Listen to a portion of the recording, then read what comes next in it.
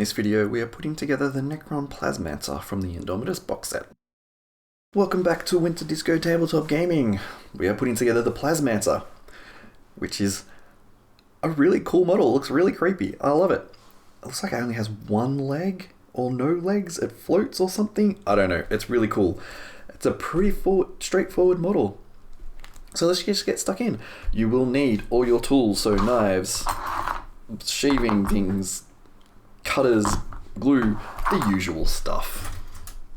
So you will need to get your sprue named H, and we will bring that in if I can get it the right way. So you will need H1.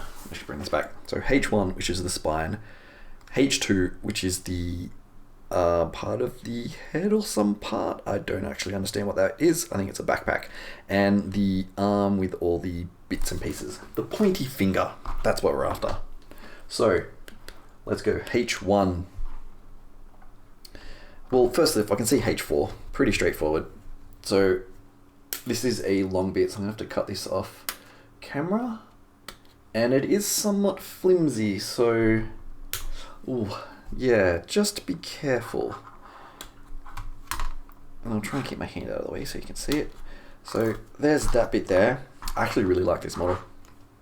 Looks really cool and creepy. And a H1 is the spine, so that is down in the bottom. Hopefully my camera doesn't run out while I'm filming this, because I'm about to run out of battery. So H1 is at the bottom there, and you will need to be careful, a little bit careful with this one. And then we have H2. H2. Where are you, H2? So H2 is kind of like a weird knobbly bit. There it is. It's a weird thing right there. In the instructions, it doesn't really look like that. So something to be aware of. So we'll get that out of the way. We'll actually start with this bit. So you have a little bit here to cut off. If I can get it in camera. I do apologize for that. And we will, what else do we need? We'll cut that out. That's a little bit tight in there because it's hard to get the original cutters in there to cut it off the sprue. That seems to be okay. And it's a good candidate for filing back. And then a knife just to tidy up everything. Okay, now we have the spine. So the spine has a little bit here, which is a little peg. So we can be a bit rougher with that, I think. That will be okay. There's a little bit on the tail here, which we can just shave off, that's fine. And what else have we got? Another little peg there, which is nice. Then we have this bit. So this bit was a little bit flimsy. It's fine, but something just to be aware of when you're cutting it out. The more longer bits, the sprue flexes when you cut it, because the tension between the two different bits is released, and so the mold springs back to a position that is more comfortable, or the sprue, sorry. So that's not too bad. There's a little knob there on the side, so we'll cut that off.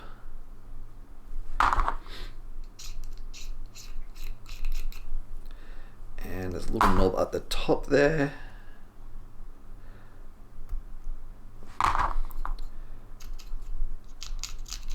And that's not too bad. Seems to be pretty straightforward. Okay, so the instructions have this at the back. Actually, I want to cut off a little bit more from there. It's a little bit messy. The arm itself goes into there. So we will glue that in straight away because that seems pretty straightforward. That can go into there, and there's a little bit of contact point at the back that you can stick it in, but that's fine. Don't need to worry too much. And then this section just slots onto the back. So probably a bit too much glue, but that's okay. What way does it go? Let me bring the instructions in. I'm a bit unclear on how that goes in. So, okay. It was a bit clear, I just wasn't sure what I was doing. So the curved bit goes at the back. The vents go at the back. That makes sense. So that's how it comes out at the back there. All right. Next up, we need to get H3 and H5. So we need to get the blade and then the front piece. So that is H3 and H5. All right. How do we find H3 and H5? I wish the numbers were more in order of how it's placed on the sprue rather than how the actual pieces for the model. So, as you can see when you cut this, it does seem to flick back. So, just be gentle with it. You'll be fine, but something to be aware of. And the final bit is H3, which is this bit. So this is a longer bit too, so I'll try and get this in camera.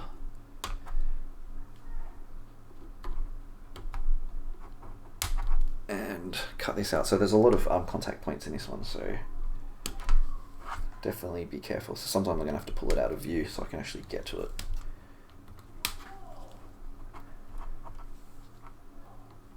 Alright, and hopefully you can't hear all the yelling in the background. I have some very loud neighbours. And they yell a lot on the street. So you may get a bit of that in the background, hopefully not.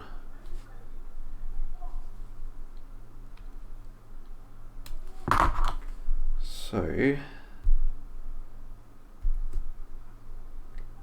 cutting this off, just fixing up those bits. Because I had to cut it at a strange angle, but it seems to come off not too bad. What else have we got here? Got a bit there. Cut that off. And there's not much else to do. Sorry, I'm just getting distracted by the yelling outside. I'm sure you can't hear it, but I'm just hoping they don't get loud like they usually do. Alright, so this is a little bit flimsy in this section if I can not drop everything. And we'll just tidy that up a bit. We can always come back once it's all glued together. We can always come back and fix up a few bits and pieces. Okay. Right, so we need to glue the arm into the side, so it's pretty straightforward. It slots right in.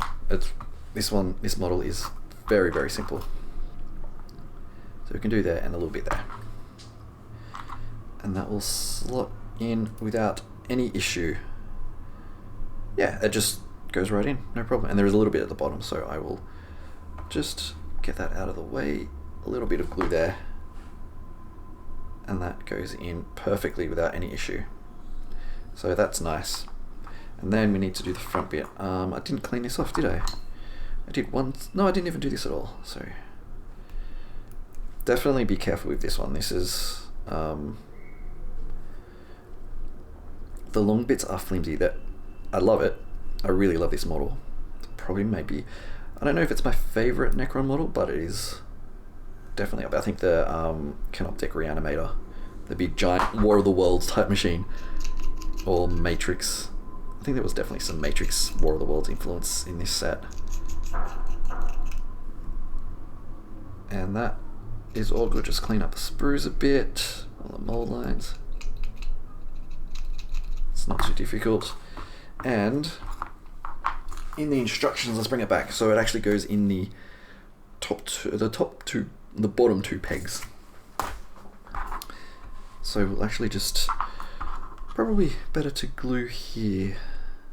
So a little bit of glue, a little bit there, and that'll be fine. We don't really need to get it on that bottom contact point. That's just really to get it into the right spot. So there we go. A little bit difficult to get in there. You've got to look at the angles a bit strangely, but there we go. So finally, we just need H6, which is the head. All the way down there. I seriously thought that was a sprue. So that's it there. I was going to cut off 18. Oh god. Yeah, it's all the way down here. It just is so small and thin. It just doesn't look like the head. So that's something that I'm just crazy. Wow, okay. So if you actually find the pieces for the model, you're gonna get this done a lot quicker than me. Because, let's be honest, that was a bit, that was a joke. I seriously thought it was all wrong. I'm just getting in there a little bit. I don't want to mess the shape of the head up too much. It's a little bit fiddly because the heads are small. I don't really want to wreck the shape when I shave stuff off, but that feels alright. And then just the bottom bit of the Egyptian style thing. It has a name and I can't remember off the top of my head. When I was a kid, I was really into Egyptian stuff, and now I've completely forgotten.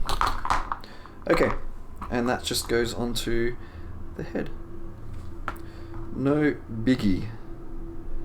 Actually, hold on to it. Hold it by the little neck beard thing and plug it in, and there it is. That's it. And we need a 32mm base. I think that's a 32. Yep, that is a 32mm base. And that's it. This is actually a really straightforward build. If you can find the bits without looking like an idiot. So this will just slide in. It's difficult to show on camera, this section, when I put it in. There it is. Okay. Once it goes in, it's fine. There we go. The Plasmancer. And he has these little crypto thralls, which I'm going to do later in the series. There you go. That's it. Oh, I missed a little bit of an arm there, but we'll fix that up. Yeah, this is actually a really nice model. I love how it floats. I love the dynamic nature of the models recently and how they can actually make them float like this. There's only like 3 contact points, but it's essentially floating.